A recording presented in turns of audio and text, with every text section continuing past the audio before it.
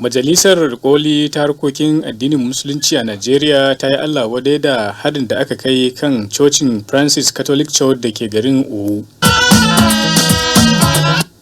Mataimakin shugaban ƙasar Najeriya Farfesa Yemi Oshibanjo ya ziyarci garin Owo na jihar Ondo inda 'yan bindiga suka hallaka gwamman masu bauta a jiya Lahadi. 'Yan bindiga sun sace mahaifiyar shahararren ɗan kasuwan nan wato kuma ɗan takarar APC na jihar Kano ta tsakiya.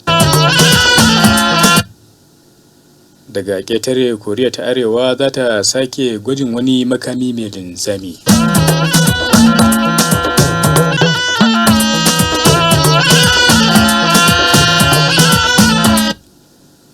Masu sauraro, barkamu da wannan maraice ga cikakkun labaran duniyan daga nan gidan talabijin da rediyo na Progress tare da Sani Musa.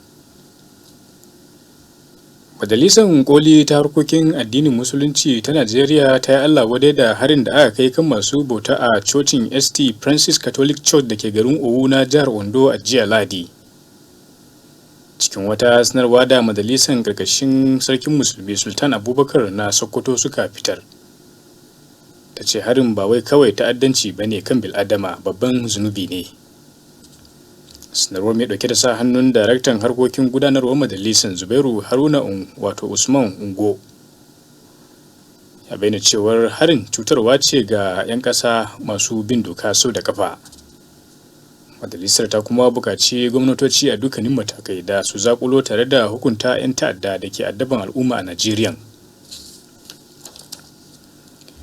Mataimakin shugaban ƙasa Farfesa Yemi Oshibanjo ya ziyarci garin Owo na jihar Ondo,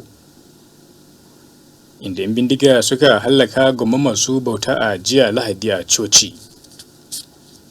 Harin, wanda aka kai shi kan cocin St. Francis Catholic Church da ke garin na Owo, ya yi sanadiyar mutuwar mutane da dama tare da jikata wasu da daman yayin da suke gabatar da bauta a cocin. Shugaban ƙasa Muhammadu Buhari a gefe guda da sauran gwamnonin Najeriya tuni suka yi Allah wadai da wannan harin cikin sakonnin da suka fitar, yayin da a gefe guda kuwa rahotanni suka bayyana cewar tawagar wato motocin mataimakin shugaban ƙasar ta yi hatsari, kuma hatsarin ya ritsa da mataimakin shugaban ƙasan, sai dai tuni fadar shugaban ƙasa ta musanta wannan rahoto. Majalisar Tarayya ta sanar da ɗage komawa zaman majalisar zuwa ranar 14 ga watan nan na Yuni da muke ciki. Shugaban ma'aikatan majalisar Dr. Yahaya Dan Zaria shine ya bayyana hakan cikin wata sanarwa da ya fitar a yau Litinin Abuja. Yahaya ya ce ɗage lokacin komawa ayyukan majalisar yana da alaƙa da zaben fidda gwanin cikin gida da jam'iyyar APC ke yi na shugaban ƙasa na kwanakin 6 da kuma 7 ga watan nan na Yuli. Dr. Yahaya ya ce haɗin gwiwar majalisun biyu ne suka amince da ɗage komawa majalisar zuwa ranar 14 ga watan nan na Yulin. A ɓangaren ilimi, uwar gidan gwamnan jihar Kaduna Hajiya Ummi ‘Yan Rufai ta bayyana tsarin ilimin ƙasar nan a matsayin mara inganci ga harkokin ilimi ga yara. Hajiya Ummi ta ce tsarin yana da matuƙar rauni wajen baiwa yara ilimi mai nagarta da suke bukata a Najeriya. Uwar gidan gwamnan ta bayyana hakan ne yayin buɗe makarantar firamare ta Pip Chuka Modern Primary School da ke garin Maraba na Jos, wanda gidauniyar Pip Chuka da bankin Access Bank suka gina. Makarantar dai za ta ɗauki ɗalibai sama da 12,000 daga yankunan karkara da suke yankin na Maraba Jos. Ummi, wacce ita ce jakadar asusun kula da yara ta Majalisar Ɗinkin Duniya ta UNICEF a Najeriya, ta ce makarantar wata dama ce da za ta baiwa yara ƙanana ilimi a karkara. Uwar gidan gwamnan ta kuma bayyana ta kuma yabawa bankin na Access da kuma gidauniyar ta Pip Chuka bisa yunkurinsu na tallafawa ilimin ƙananan yara a matakin farko a jihar ta Kaduna. A gefe guda kuwa, shugaban jami'ar Abuja Farfesa Abdulrashid na Allah ya bayyana cewar hukumar makarantar ta kori wasu malamai biyu da aka samu da laifin cin zarafin mata ta hanyar yin lalata da su a makarantar. da yake shaidawa kamfanin dillancin labaran Najeriya nan. Allah ya ce tuni jami'ar ta wallafa dokar haramcin cin zarafin ɗalibai ta hanyar yin lalata da su a jami'ar, wanda malaman biyu aka kama da laifin aikata hakan. Shugaban jami'ar ya ce dole ne hukumar gudanarwar jami'ar ta kare hakkin mata ɗalibai don magance barazanar cin zarafin nasu yayin koyon karatu. Allah ya ce jami'ar wato ƙarƙashin jagorancinsa ba za ta lamunci duk wani yunkuri na taka doka da cin zarafin ɗalibai ba daga malaman makarantu ko kuma ma'aikatan jami'ar. To labaran duniyan na zuwa muku ne daga nan sashin Hausa na gidan talabijin da rediyo na Progress.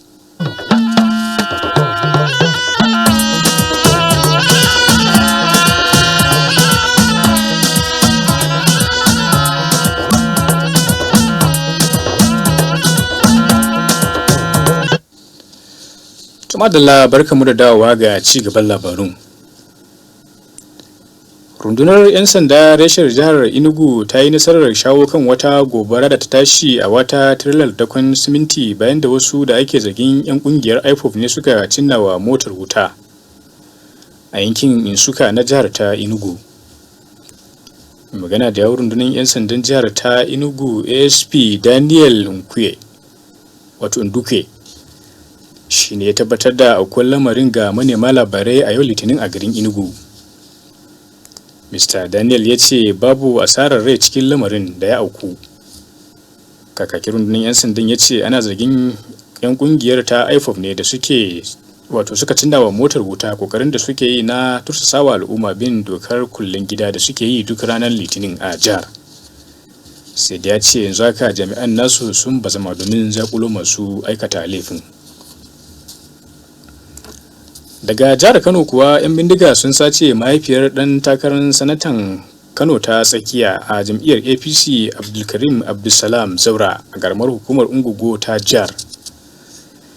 'Yan bindigan sun kai farmakin ne gidan ɗan takarar sanatan na APC da safiyan yau Litinin, inda suka yi awon gaba da mahaifiyarsa Hajiya Laure. Rahotanni sun ce da safiyar yau ɗin ne 'yan bindigan suka yi daren mikiya a ƙaramar hukumar ta Ungogo, inda suka yi awon gaba da mahaifiyar AA Zauren zuwa wani waje da ba a san ko ina ba ne. Kakakin rundunar 'yan sandan jihar ta Kano ASP Abdullahi Kyawa ya tabbatar da aukuwar lamarin ga manema labarai a dazun, yana mai cewar tuni rundunar ta aike da jami'anta domin ceto dattijuwar. To daga ƙetare, hukumar kula da makamashi ta nukiliya ta Majalisar Ɗinkin Duniya ta ce Koriya ta Arewa na shirin gudanar da wani gwajin makami mai linzami na nukiliya. Koriyan da ta taɓa gudanar da irin wannan gwajin a shekarun 2017 da suka wuce. Shugaban hukumar makamashin na Majalisar Ɗinkin Duniya Rafael Grossi ya ce akwai alamun da ke nuna cewa an buɗe cibiyar yin gwajin makamin a ƙasar Koriya ta Arewa. A shekaru 4 kenan da suka gabata, Koriya ta Arewan ta ce ta rufe cibiyar, wurin da ake gwajin na nukiliya. Mr. Grossi ya ce fashewar za ta ci karo da kudurin kwamitin sulhu na Majalisar Ɗinkin Duniyar, kuma zai haifar da babbar damuwa. A tsawon makonni ana fargaban cewa Pyongyang na shirin gudanar da wannan gwajin na makamin nukiliya, yayin da Koriyan ta Arewan take cewa wannan martani ne dangane da haɗakan atisaye da sojojin Amurka da kuma na makwabciyarta Koriya ta Kudu ke yi na atisayen sojojinsu a lardin. Batun da shugaban ƙasar ta Koriya ta Arewan ya ce ƙasarsa ba za ta lamunta ba. Lokacin labaran duniyan kenan daga nan sashin Hausa na Progress. Tun farko kun ji cewa Majalisar Koli ta harkokin addinin Musulunci a Najeriya ta yi Allah wadai da harin da aka kai kan coci na St. Francis Catholic Church da ke garin Owu na jihar Ondo. Mataimakin shugaban ƙasa Farfesa Yemi Oshibanjo ya kai ziyara ga cocin da aka kai harin a jiya Lahadi.